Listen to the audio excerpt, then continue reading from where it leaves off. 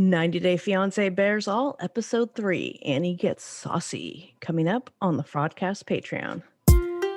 You wanna have tuned into the. You wanna have tuned into the. You wanna have tuned into the Fraudcast. Okay, so I'm not sure what I expected the Bears All to be as it settles out over the course of the season, but whatever I expected, what we're getting is not it. It is whoa, what are we watching? I thought that we were going to get a different version of Tell-All. I thought it would just be the same Tell-All, but with couches, better backlighting, better stage decoration, and in COVID precautions, right? You could tell that they're all distanced enough to hold up to that. But I guess I thought that the Bears All was going to replace the Tell-All in a way that it's going to deliver the Tell-All in small bites to kind of milk more of that season out, right? Because if you did one whole shebang, people binge watch that, they're over it. Yeah. But if you do a slow trickle, then you have something to keep them, tuning in every week. Keep the subs coming in, right? Because don't you want to know what happened to this couple behind the scenes? It's like, I don't know. I guess I do now because I get to see strippers. Right? I guess. Oh my God. Okay. So, and we're hearing things about the couples primarily in bed or wherever, sexual desires and fantasies and things that have happened. We hear they're diving into the sexuality a lot more, which some people actually found a bit off-putting. I can see that. I can see that. We don't want to dive into we already have their OnlyFans being released. It's like we don't need to dive more into it, but this seems to be the venue in which they can discuss all the things that were as they say, too hot for TV, which. Yeah. And they're showing some other scenes, never before seen footage, et cetera, et cetera. Some of it is too saucy for, TV. I am kind of enjoying it. Even for someone like me, some of this is a little off-putting. I don't know that I need to hear in detail Annie's experiences with other women and exactly what they've done to her, which is what we heard this time. You know what I mean? I think it was it would have been good enough for me to know that she has been with women before, but she got very specific about what sex acts have been done to her by other women. Well, and why she didn't want to get it twisted, right? If she just says I've been with women, people be like, oh, you're bisexual. Mm-hmm. So we could jump into that. The first guest that she had on this episode was Anny and Robert. Mm-hmm. Robert was in the studio. Anny was on via remote link, Skype, whatever. Mm-hmm.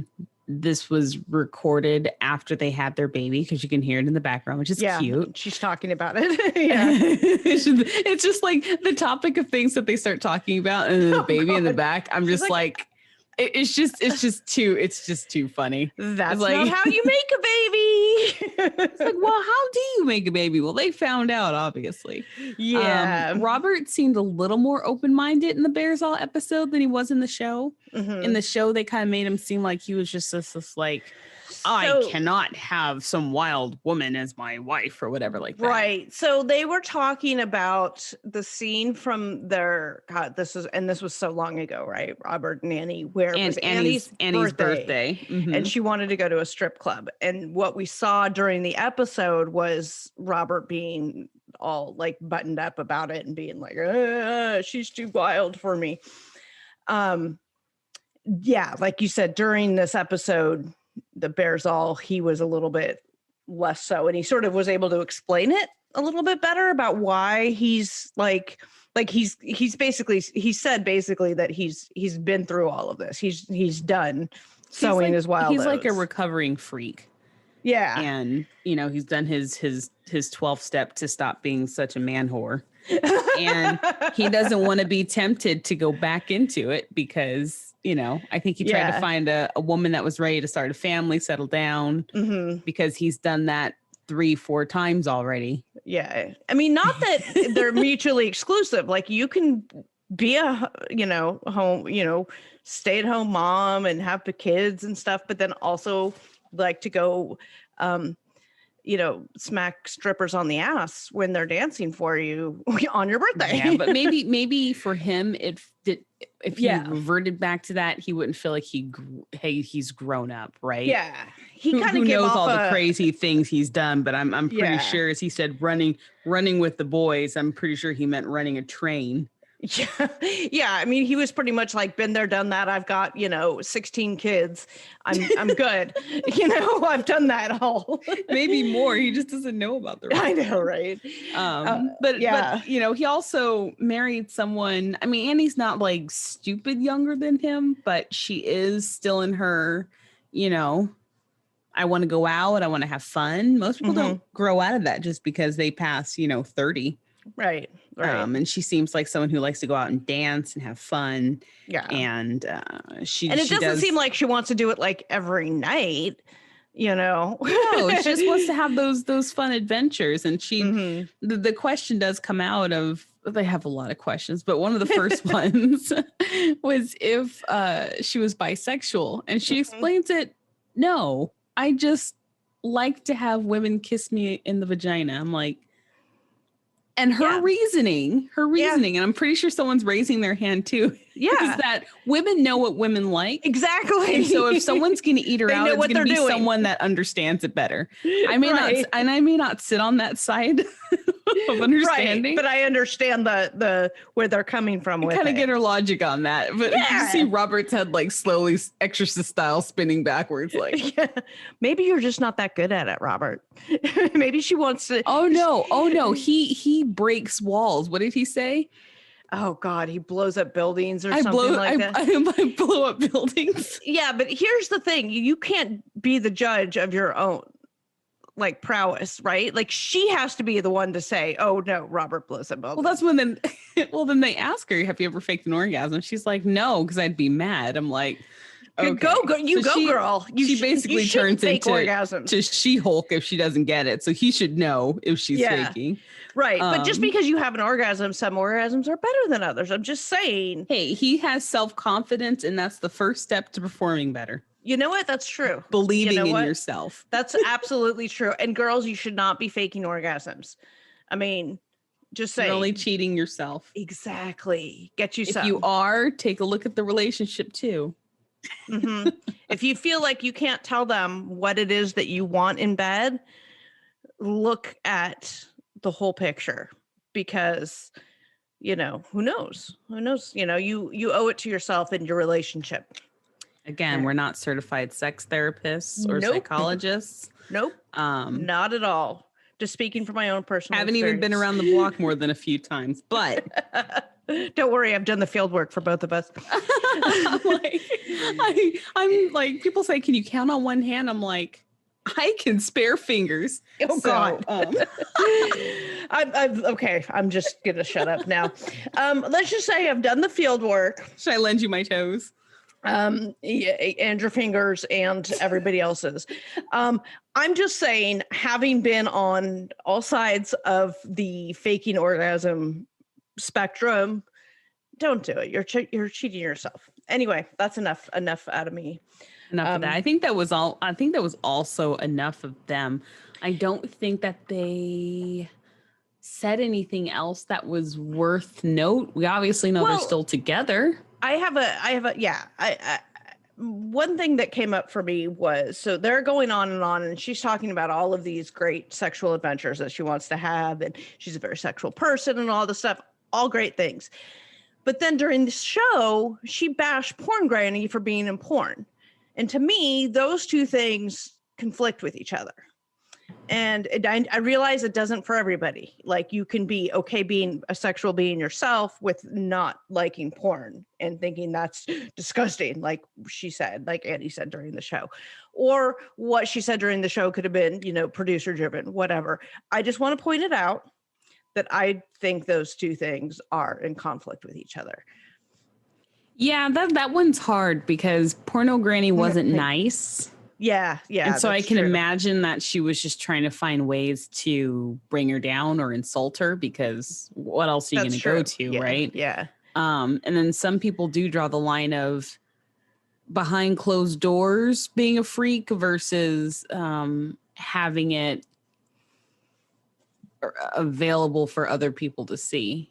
And for me, I don't personally care, but I can see Annie has an interesting way to look at things, but a lot of them do, right? Right. A lot of them are like, oh God, no, porn's disgusting. Join my OnlyFans. So right. So I don't understand either.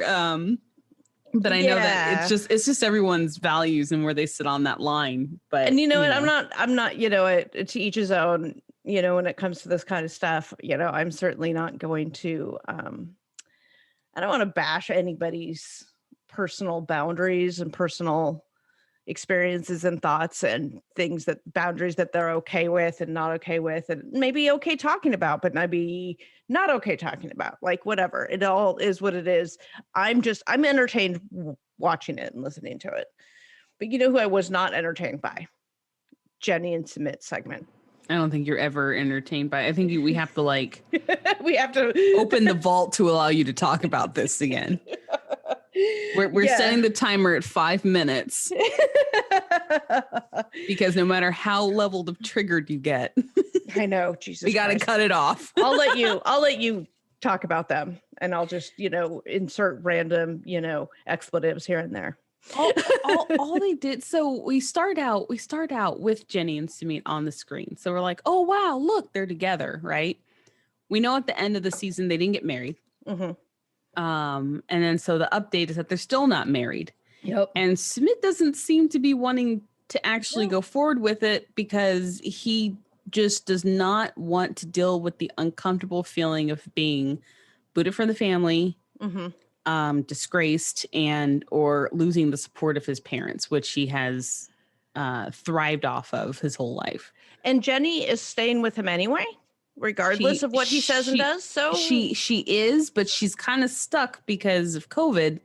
No one's leaving. No one's anyway. She wouldn't leave anyway, but she's been extending her permit. That's what she's telling us. Is that I'm assuming that she would plan to go home if she could, but she's been extending her permit.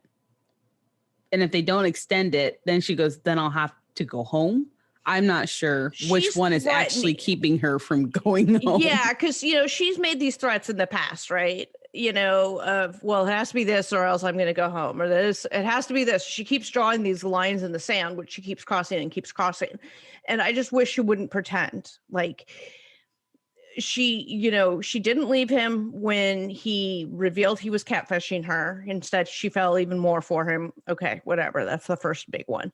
She didn't leave him when she found out he was married. She didn't leave him when, he wasn't getting his divorce in time. She's not leaving him now that he's refusing to marry her because of his family. Like, it just, you keep saying you want to get married. And if you don't, then you're going to leave, but you never leave. So yeah, and then we bring the parents in, which is never a good thing, right? The parents absolutely detest Jenny and Sumit's relationship, and Jenny hates her. Would rather just delete the whole situation altogether. And Jenny is just rude as hell to them, which So they bring up good points that no one likes to talk about when it's a significantly older partner with the younger one. Mm-hmm. In 10 or 15 years, Sumit's still going to be as lively, right? Mm-hmm. And Jenny's going to be on the path to being a senior citizen, possibly needing some kind of assistance or care. Like, those are the facts of life. You get older, your health sometimes degrades a little bit. You're no longer able to be as active as you once were. Correct.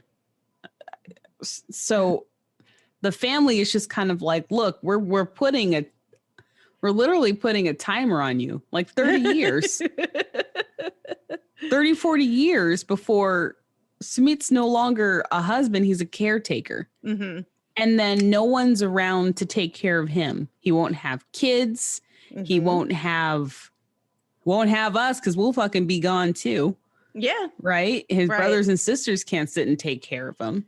They're only thinking about his future, which is why they would pair him with someone his age so that they can grow old together. Right. And both need to be taken care of. I get their view, but at some point, and I know it's probably just the way of thinking, culture, they're not letting go. They're not approving of it. And I don't think that Jenny should wait around for them to do what they're never going to do. Yeah. So that all pushed aside. Then we dive into the question that everyone jumps around and there's large debates on is Jenny finding out that Sumit was married on the show. So this part was interesting is they brought the producer in, Jenny and Sumit's producer in to talk. And I really actually enjoyed this segment because of course, behind the scenes, you know, that's what we like around and here.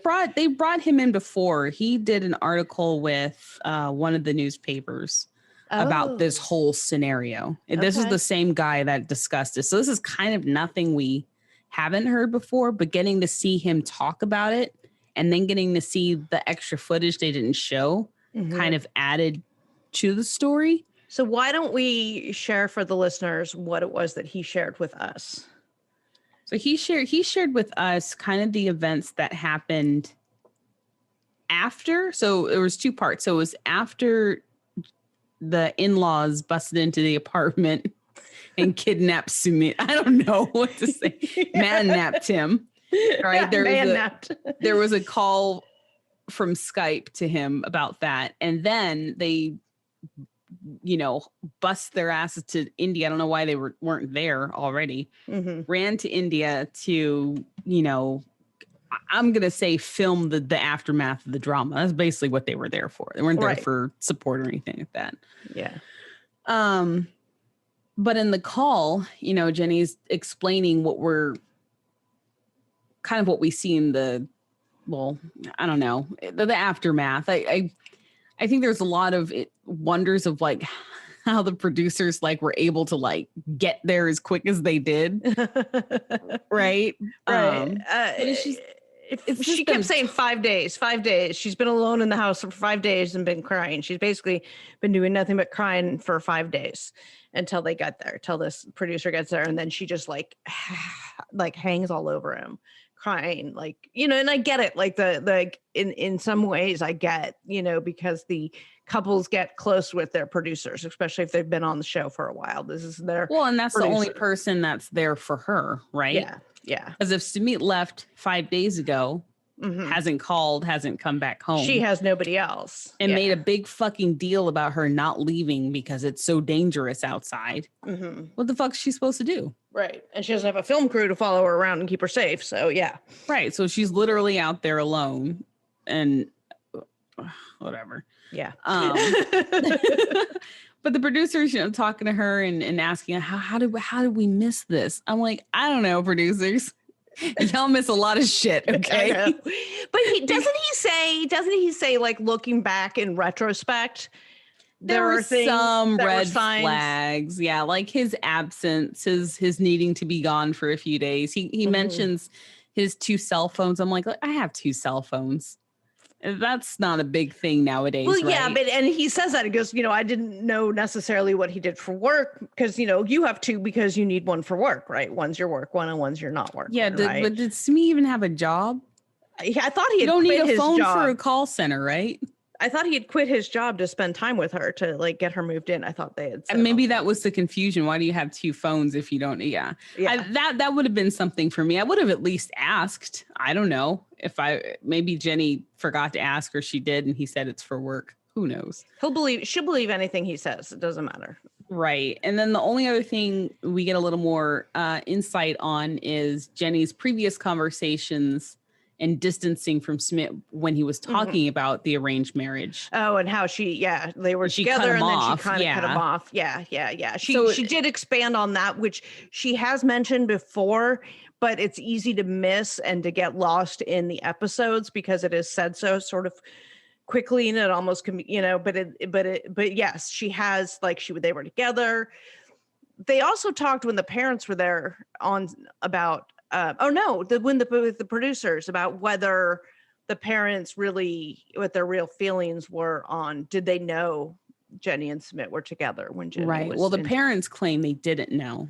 And the producer Jenny is of the mind where they're, and the producers recalls like, no, they knew. They just did the whole, like, as soon as the reality hit of what was going on, they pretended like they just had no clue and they're appalled. Yeah. I think that was the easiest scapegoat for them, is just to pretend like they didn't know. Yeah, because the producers like, no, I think they knew that Jenny and Sumit were together. Because that was kind of the thing, was when Jenny was there visiting and staying with them, were they lying to the parents or about them being together or not? And the producer seems to confirm that no, the parents knew they were together, but now, like you said, they're. Why would you let your son bring over this random chick? I know. Oh, she likes India and wants to visit, so she's going to stay at our house. And where does she sleep? Just a whole bunch of like disconnections there. Yeah. And the producer seemed to sort of fill in some of those holes, which was kind of nice. I think they should bring all the producers on the show to explain some of the squirreliness. Like, there needs to be the producer segment of the Bares All. I hope they're listening. If you're going to make people pay $4, $5, $7 for this shit, and give us a little bit more. Yeah, no kidding. Okay, so still, back it's not tea, right? This is just like pushed out footage that they did record, I guess, for the sake of using it later. So right, because they would just record everything, right? Yeah. Mm-hmm. And I don't know, like, being able to see this makes me feel like Jenny was hit with the news. She probably didn't know prior to. She had an inkling that, like, he was going to get married, but she never got a real confirmation that he was or wasn't. She says that she asked him, well, did you get married? And he said no. No, he said, I don't know what to say. Oh, is that what he said? That was his response. I don't know what to say. Right? And then his second response was like, no, because he knew that she'd cut him off again. So, I mean, we could get into a whole psychology of why she shouldn't believe him when he says these things, but she tells herself that it's okay and that she doesn't know. So she may have found out for sure that he was married on the show. And I've always said that Jenny knew, right? This is me saying I could have been wrong on this. And so there's people out there who seem to think that I will never admit wrongdoing. This is me saying that I could be wrong on that. I do think that maybe in her subconscious, she probably had some kind of inkling, right? But these are the things that she tells herself so she can be okay with their relationship. Well, you have to look for that silver lining, right? Mm-hmm. And a lot of people do this in all situations. Mm-hmm. They trick themselves into believing, actually, no, it can't. So when this pandemic started, Hetero Life Mate, he started working from home and on a completely different schedule. So this meant that I was now in charge of planning and cooking dinner for the entire family. So this freaked me out, especially when a trip to the grocery store is stressful and I just really can't be going. But then I found Gobble. Gobble is the meal kit delivery service designed for real life. I've got one kid in virtual school and one kid in in-person school, and Hetero Life Mate is working all kinds of wacky hours. But with Gobble, no matter how crazy your schedules are, we can still get a nutritious, flavorful, homemade dinner on the table where I sit down with all of the kids because it only takes 15 minutes. Definitely. And I mean, Gobble does all the time-consuming work for us. They pick out the healthy quality ingredients. One of my favorite, they pre-portion and prep the ingredients, like even chopping up the vegetables for you. You just pick the meal from Gobble's extensive dinner menu each week, including a variety of flavors, classic dishes, global recipes, and delicious vegetarian options. Plus, they do have a line of lean and clean recipes that have low calorie and low carb options. And the Gobble box is delivered fresh right to your doorstep. It's so easy to prepare. It's ready to serve in just 15 minutes. And I'm telling you, Gobble is a life-changing service. It is such a life hack. Plus, you can skip delivery weeks or cancel the service at any time. They're offering our listeners this fantastic limited time deal, which is 6 meals for just $36 plus free shipping. That's dinner for 2 for 3 nights for just $36. Great way to try this. And it's only available if you use the code FRAUDED. To get this special offer now, go to gobble.com/frauded. That's gobble.com/frauded for 6 meals for just $36. Can't possibly be that bad outcome that I don't want. It's going to be the good outcome. We're going to go forward with this. We're going to be fine. Right. But this is the one time she should have used that gut and said, no, I'm not doing this. Yeah. Yeah. But after she finds out, she's still fucking there, right? Yeah. He has fucked up so many times. He catfished her and he lied about being married. And he's really lying about actually marrying her. Like he's divorced now. It's almost like he's looking at it like, well, I can have my jollies. No. I can have my jollies with Jenny and then just, whatever, you know. Yeah, he doesn't. I would leave. And I hope that Jenny opens her eyes and just fucking leaves because she still does have life in her and she doesn't need to waste it on someone that's not willing to fight for it better. Yeah. Like, as much as I dislike Jenny, I do wish people happiness. And I do think she deserves to be happy. And just like anybody deserves to be happy. And you should be with somebody who is willing to, turn over the ends of the earth to be with you. You know what I mean? And he's proving that he's not willing to do that over and over again. And I do agree with you. She deserves to have somebody better, and she's got a lot of life in her. And there's probably people out there who would absolutely turn turn over the ends of the earth for her. So I still hate her, and I still think she's annoying as hell. And I'm not going to apologize for that. I think a lot of people side with that, like annoying, and we're to the point now where we're like, Jenny, just stop. Just stop. Like you're hanging on a man who's telling you, I'm not going to marry you. There are people who, I've seen in the comments on my Instagram posts and things like that who used to like them and used to really like their love story until their second season, and especially towards the end of their second season. And they're like, she's lost all my sympathy because she's choosing this for herself now. First she was a victim. She's not a victim anymore. You're making these choices and you're stupid for it. So a lot of people have changed their position on Jenny and Sumit. So. Yep. I think I've capped this out. We're done talking about them. All right. Just hard stop. Hard stop. Okay. All right.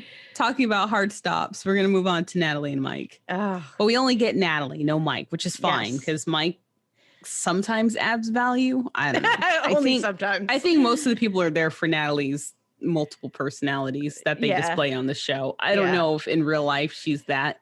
Yeah, which we've discussed, as we don't know how much of it is producer driven, how much of it is scripted for her, how much of it is her playing up things.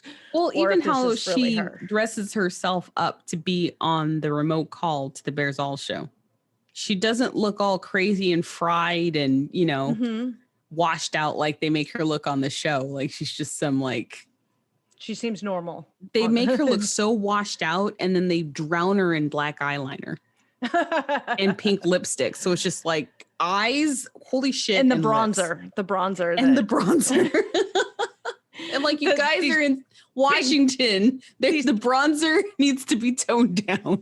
The big brown orange circles on her cheeks that are and we don't know lighting, if that's her. The lighting never helps. No, we don't know if she's doing her own makeup or if they're doing her makeup for it, because it could be mixed.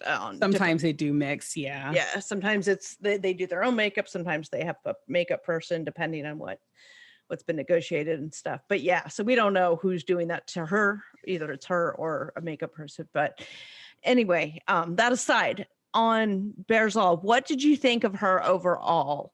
Like, what was your takeaway from her segment? That her view on how conflict is resolved is I think why her and Mike can't ever resolve their conflict. So it aside from her high expectations, because I think she came over thinking that Mike was going to have a more, I don't know, elegant, active lifestyle that she was dreaming about. Basically, she was imagining what life would be like with him. And when she saw the reality, she couldn't deal with it and wanted to, as she says, fix it. I wanted to fix it. I didn't want to learn more about how he lived. I wanted to fix it, right? Like, yeah. And Sean asked her, like, because she was talking about like the size of the house and stuff, and Sean was like, "Did you not see pictures of it before?" And she's like, "It to me, it seemed bigger in the pictures. So when she got there, it seemed smaller and dingier and dirtier. And the outside is gorgeous. The picture she saw of the outside, yes, but she said that the inside didn't meet her expectations because she had imagined it to be bigger and nicer than it, which is fine because you can renovate. Like, she's also forgetting it's 2 fucking dudes that live in there. So 1.5. Bo halfway lived in the fucking the shed outside. In this case, it needs a woman's touch. In this case, it just needs Natalie's touch so she could be fucking happy with it. Right.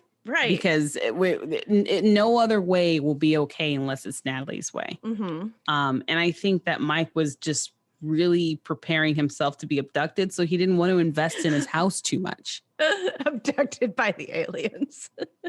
I did a poll asking people if they thought that they would get married or abducted, and guess which one won? Abducted. Yeah. We're waiting for that sweet chariot. Come and take them. But then Natalie, you know, they explained the fight, that one awkward fight about beer.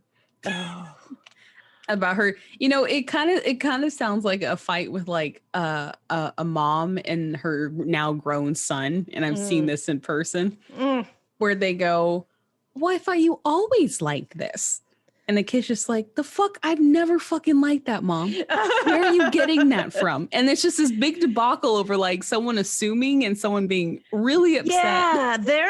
So her explanation of this fight, and of course we got to see a little bit more of it, so it makes more sense in context. So this argument that they're having about beer and her not wanting to drink beer, and she makes it sound like Mike is trying to force beer literally down her throat. And I don't think that's what Mike is doing, but that's her perception of it by him saying, "Hey, don't you want a beer? You always drank when we were in, Ukraine together. Why don't you want it now?" Her not wanting to drink, obviously I'm going to side with whatever. Like, if you don't want to drink, you don't want to drink. But her perception of what he's trying to do, I think, is not what he's trying to do. He's just asking a question and saying, "Well, you always drank before," and all she needs to say is, "Oh, well, I don't want to drink now. That's fine." But instead she like blows up and has this big thing like he's trying to force, beer down her throat. And so I think, her response to him is not proportional to what he's saying to her. Yeah, I mean, and there could be other, you know how fights go when you're not really just mad at the actual topic. Yeah, there's something you're else mad going at on. everything else. And she probably had an issue with how he was drinking, right? Which probably turned her off and was like, well, you don't have to drink too. You know what I mean? This whole like, she says the weird thing in this show, like, "I need to gain weight and you need to lose weight." I'm like, Natalie, you look fine. Like, I'm not saying that she's perfect, but I mean, like, I guess I wouldn't look at her and go, "Oh my God, eat some butter." Right. Like, have a cheeseburger. Have another fucking croissant. Drink that beer. And Mike has lost a lot of weight. Like, if you've seen past photos of him, he's lost a lot of weight to get to where he is now. So, I mean, in that case, he should be at least applauded. Like, fuck. Yeah. Their communication issues just drive me crazy. And it's frustrating. I dislike watching couples have communication issues to the extremes that they do, just because it makes me scream at the TV like, "Oh my God, if you just said this," like, you don't have to yell at him or whatever. You just have to say, hey, this bothers me. You don't have to blow up and make it about, a big thing. But that's easy for us to say, right? Is right. like, Well, because we're on the outside. Yeah. We're on the outside. And she says it at the end of the Bares All episode, kind of how she closes out. And she says, like, if he says 4 lines, she would have been happy. Oh, I'm sorry. She wants an apology. She wants him to listen, acknowledge she wants to feel supported. Right. Feel supported. And then hear the words, we will work on it or we'll fix it together. Because everything is broken in her mind. And we'll fix it together. Yeah. Some people need that. And, I always go deep inside the love languages. But it's true. I think they both speak different love languages. Yeah, that might honestly be a good way. Sit down and decide, how do we both want conflict to be resolved? Since spoilers, it's not spoilers anymore. They are married. It doesn't mean that their problems are solved, but they did overcome them enough to get to the altar. Whether or not they were fabricated, I honestly don't think that all that was fabricated. No, I think maybe some producers aren't that savvy to create this kind of drama. So something was there. Sometimes they just get lucky. It just is that way. You just get that couple. You're like, oh shit, I'm getting extra payday today. Right. I feel like they need like a neutral arbitrator, like a marriage counselor type of person, to help them navigate each other's love languages, right? And how they resolve conflict, so that Mike understands that when XYZ happens, when she's acting XYZ, she needs a hug and for you to say, we're going to get it together, versus him just going, well, of course we're going to do it together. Like he's assuming that in his head, and assuming she knows, but she wants to hear the words. So he needs to be told that she needs to hear the words, right? And he's not going to hear it from her, and just, the other way as well, right? She needs to not necessarily take things the way that she's taking them, and when he says this is what he means, or, you know what I mean? Like they need somebody to help sort of referee that. Yeah. If only, TLC, I don't know, took one of their episode paychecks and got them couples counseling or something like that, like exit counseling. Like instead of your last $1,000, guys, we're actually going to get you some intensive couples therapy because y'all fucking need it. That could be said for so many of these couples. You fucking need it. And then there needs to be like checkup counseling, because it seems like once the couples are out of the limelight, then they start getting real nutty. Oh my God. Yeah. Oh God. Speaking of out of the limelight, we mentioned OnlyFans, I think at the beginning. Like, what is up with all of these OnlyFans pictures getting leaked? I don't know if they know. I mean, I know a lot of them do like the whole clause at the beginning of like, if you leak my picture, you're going to be prosecuted. I actually don't personally know how they would figure out who leaked the images. But yeah, I don't know. I am slightly concerned for people who repost them. Just because it could be seen as them contributing to the leaking. I don't know if they might fall under some kind of revenge porn statutes, to the extent that some states have those, because a lot of the revenge porn statutes, to the extent that they exist, have to do with reposting pictures that you didn't have permission to post. Right. Yeah. And I have to look more into we could discuss that on our next episode. Only because it falls under DMCA, and you could honestly do a full DMCA takedown for someone posting it. But I think you have to prove that they actually went into it, ripped it from behind the paywall, and then posted it. I don't know all the intricacies, but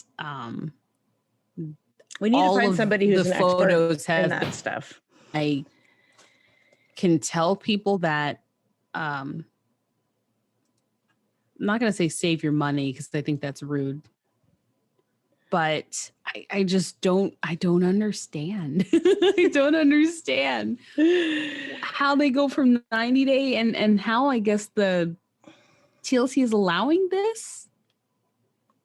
Well, some of them, the leaked ones are of Larissa, and we know they do not have Larissa's already, a relationship anymore. We have it of Elizabeth as well. Mm-hmm. Which I don't think she showed nudity though. No, but she does have the tampon string issue. Was that actually legit? A lot of people say it's legit. I don't know. I don't know if she's responded. I'm not, to be honest, I'm not paying a whole lot of attention because the whole thing kind of just gives me, I want to say a bad taste in my mouth, but then I'm thinking of Larissa with the ball gag and I'm just like, oh, okay. I don't need, there's not even any context to share with you guys on this. It's a trip into these cast members OnlyFans is a striking contrast from how you see them on the show. Yeah, that's a good way to put it. And no, we're not going to share the pictures with you. No, we're not going to tell you where you can find them. We're not going to be contributing to any of that. But if you want to see the originals, like if you really gung ho on supporting the actual cast member, you can go to Instagram and I'm pretty sure they'll have it embedded somewhere on there. Mm-hmm. Despite not supposed to be, but it's there somewhere. So you can find it. Yeah. So just don't waste your time on Andre. I think, I don't think Andres is worth the money. I'm going to build a chart. I'm just going to build a chart that's just worth the money or not. Yes worth or it no. or not. There's going to be like a spectrum with the purchase or a runaway. And then we can go from there. I will say this is that, so there's a picture I know of Rebecca floating around of Rebecca and Zied. Rebecca does not have an OnlyFans. The picture that was leaked was something that she had sent to an ex-boyfriend or an ex-husband. Which means her ex leaked that out. And that's a whole different story. But people were like, I didn't know Rebecca had an OnlyFans because everyone's like, oh, these are OnlyFans pictures that are leaked. There are just a lot, most of them are, but I just wanted to clarify that Rebecca does not have an OnlyFans. That picture is not where, it didn't come from an OnlyFans. Anyway, so I think that's it. Did we miss anything? Because I know last week we missed the whole segment on Brittany and Yazan. And now I don't even remember. I think I mentally skipped over it. Like there's so much juice in there. I think that's worth talking about once they've released the entire portion of what they want to release. Cause I don't think they're done. And so it's like to keep bringing it up in the small segments it's kind of annoying to me. Yeah, so doing it piecemeal. Yeah. So I'm like, they're just slowly leaking their tell-all footage. Or not leaking, but showing their tell-all footage. They're doing it. Can we come to a conclusion and then talk about it? Because like you're just padding the time with their footage because you don't have anything for that episode. Yeah. So I anticipate, it's interesting to see the people that they're choosing to bring on. I don't think they really have a rhyme or reason. They're probably just bringing on whoever's available and who they can get, kind of pops up, scheduling and COVID and all that stuff. Yeah. And then, all the other stuff that's popping up. I will say before we close out, I think that COVID is probably forcing some couples to live in the 90-day diaries world because there wasn't enough footage for their story. So instead of doing like a full-blown 90-day, I think it's going to turn into diaries for some people that we may have not seen in a while. Okay. That's what I'm getting the vibe off of watching them. Like we're getting some leftover quarantine footage. We're getting a little bit of what's going on in their life right now, and then a small update. And I'm wondering if we're going to revisit couples. Like, are we going to roundabout and see David and Annie again? Like, is only one couple get one episode of the diaries, or is it going to be a long going season to start washing out, not having to bring the old people back on for that's an interesting thought. I did see on Discovery Plus that they're going to have an entire 90-day channel on Discovery Plus starting, I think it's January 29th. So all of the 90-day stuff will be lumped into this 90-day channel. It would make sense because it's as big as so many. It's so many branches of. I should post that. Someone on Reddit actually made a nice infographic showing all the seasons and cast members of the 90-day, we'll call it, universe. So we're in Marvel now. Yeah, no kidding, right? But yeah, it's a lot. So them having their own, and it's not really like a true channel. It's just they're going to have their own branch within the app. Yeah. So instead of clicking TLC, you're just going to click 90 days. Yeah. And that's kind of how it complicated that gets. Yeah. Yeah. As far as like, and some people are, still, on the fence. Do I join Discovery Plus or not? Is it worth it? Honestly, it depends on what you're watching. Like, it's worth it for me because I watch so much more that are Discovery channels that are just TLC. Like, we've talked about like this huge amount of true crime. There's a lot of shows on HGTV. There's, Chip and Joanna Gaines are like... Right. For folks who aren't interested in the rest of that, if honestly 90 days your only driver to go to Discovery Plus, my advice would be to let it grow for a couple more months and then come to it. Yeah. So you can get your content worth, because even if you were going to only have it for a month or so, you could binge the episodes you want to see and then come back to it when you want to. Right. They haven't fully uploaded all the current episodes of 90 Day Fiance that are currently playing. I think they're starting to now at the end of the month. But for people who jumped on first, it was like opening the cabinets to a new home. There was like a box of noodles and some lemonade in the fridge. There wasn't really much in there. So I would say give it a couple months if you're on the fence and you're thinking you want to, you just don't know when. If you are a Discovery Channel fan or like show whore, then it's worth it now because they just consolidated everything that under the Discovery umbrella for you to go watch. Yeah. So it's more than just crime stuff too. It's everything. Oh yeah. God, yeah. There's like, all the HGTV stuff, and there's the Animal Planet and the Oprah Winfrey Network, and God, I can't even remember what else is on there because it's a whole bunch of shit. And for me, I'm just kind of like, it's another app, honestly. Like, I don't praise or hate it. It's just another app. If you like the shows on TLC, get it. I'm not getting paid to promote Discovery Plus. Certainly aren't. So I'm not going to do it. That's my final. That's my final. And don't forget, if you are a Verizon wireless customer, if your cell phone is through Verizon, you can get it for free for either 6 months or a year, depending. I'm not entirely sure. I haven't been able to figure out if you're a Verizon like internet user. Allegedly, you're supposed to be able to get it for free. I haven't figured that out yet. My cell phone is not through Verizon, so I haven't looked super closely at that, but I do know there are some videos and stuff out there that show you how to get it, like from your myverizon.com or the app. You could go to your add-ons and you can get the Discovery Plus that way for free. So yeah. Anyway, thanks for joining us today. And as we recap these couples and these episodes, we're enjoying it. If you like what you're hearing, please come back next week as we recap more and more of this. All right. Thanks for joining us. Okay. Bye.